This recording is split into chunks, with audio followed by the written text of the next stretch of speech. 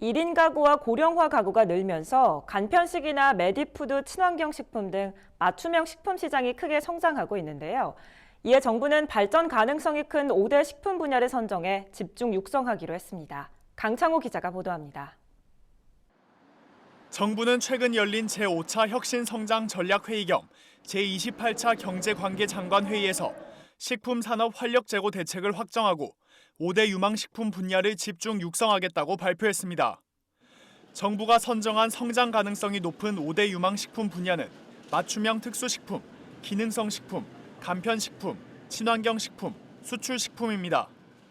정부는 5대 식품 분야의 국내 시장 규모를 지난해 12조 4,400억 원에서 2022년 16조 9,600억 원, 2030년엔 24조 8,500억 원까지 확대하고 이와 관련한 일자리 수도 지난해 5만 1,000개에서 2030년까지 11만 5,800개로 늘릴 계획입니다. 이번 대책이 식품산업뿐 아니라 경제 전반에 긍정적 효과를 미칠 것으로 기대합니다.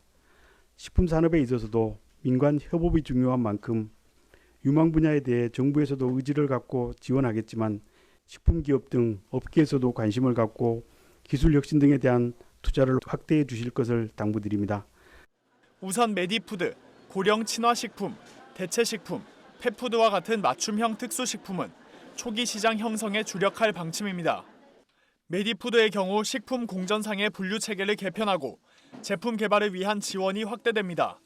또 공공급식 체계를 활용해 취약계층 노인에게 고령 친화식품을 제공하는 방안도 검토 중입니다.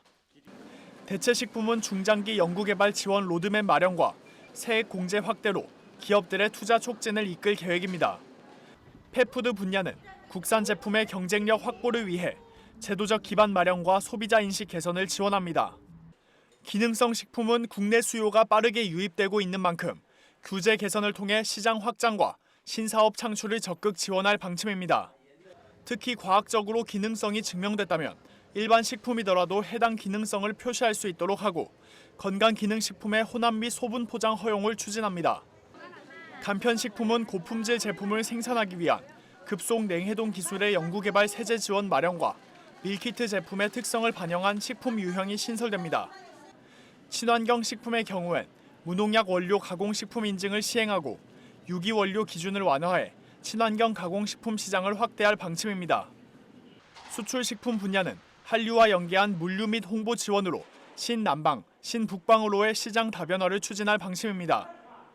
더불어 한류 문화축제와 K푸드 박람회를 연계한 해외 홍보 행사를 확대하고 해외 온라인몰에 한국식품 전용관을 운영할 계획입니다. MBS 뉴스 강창호입니다.